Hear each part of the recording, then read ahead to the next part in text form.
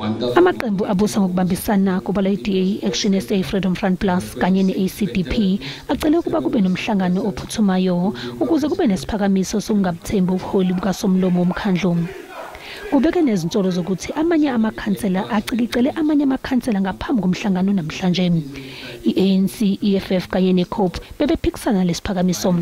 Kuhlelwe ukuba umkhandlu uhlale ngokukhethekile ukukhetha imeya kusasa. Close to 10 signatures did not meet the signatories that my office have records. Based on the above explanation, I am of the view that the petition does not meet the minimum requirements as set out in the legislature. Then that means this meeting is illegal and all that was in it has fallen out.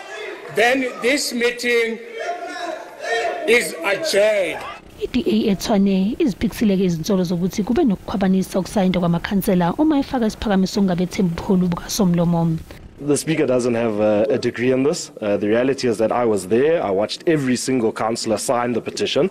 He has no right and there's no grounds to say that these signatures aren't legitimate. It's simply an attempt to ensure that he can hold on to power.